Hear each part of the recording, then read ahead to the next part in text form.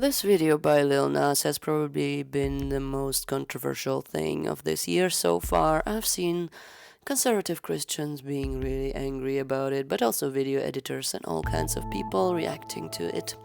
And there's a good reason for that. Montero is provoking people who believe that there is just one right way to live, but it's also a very well made video. It is striking that Lil Nas appears in 3 different looks here.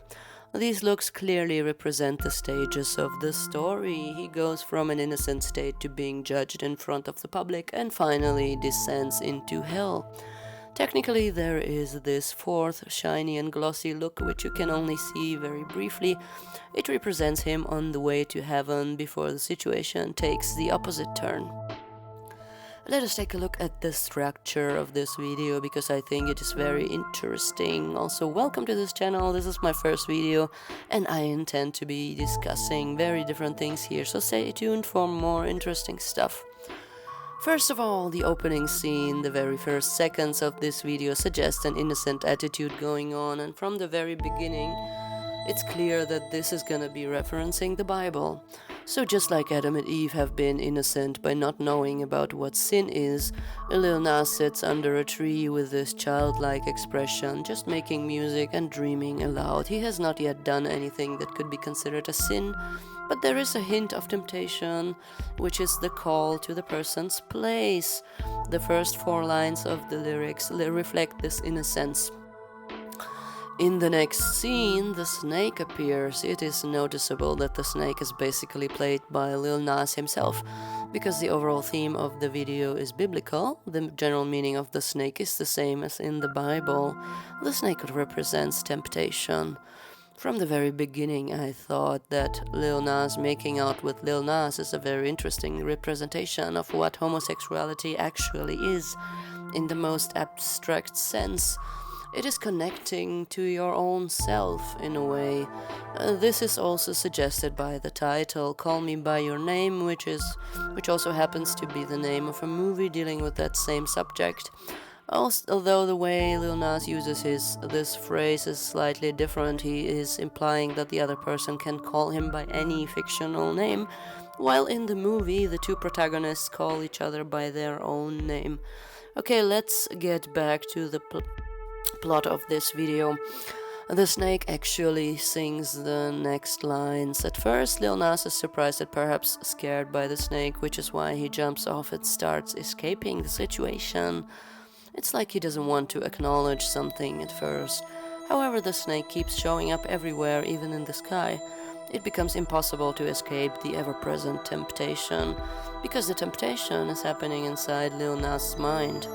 But then there is this direct confrontation. The snake suddenly has a 3rd eye, which seems to hypnotize Lil Nas. The situation leads to the first literal act of affection between these 2, and it seems like Lil Nas is the passive part in this action. He just gives in to the snake. By the way, there is this Greek writing on a tree taken from a book by Plato, and here is the translation. As a result of him giving in to the snake, Lil Nas ends up in front of something that seems like a court. It has been determined that Lil Nas did something bad, so the public is now punishing him for this place, and the mob represent the general society. And the general look and feel of it reminds of the old Roman Empire days. Finally, the mob throws an object at Lil Nas, and I manage to pause to get the exact frame to see what object that is, and it seems to be an adult toy. For the record, I try to avoid using certain words here, but you know what I mean. Before the pausing, I thought it was a can of Red Bull or something similar. Anyhow, the toy knocks Lil Nas out, and in the next scene, we see him ascending to heaven, maybe because he has suffered enough and that toy being thrown at him was some kind of act of redemption, not sure here.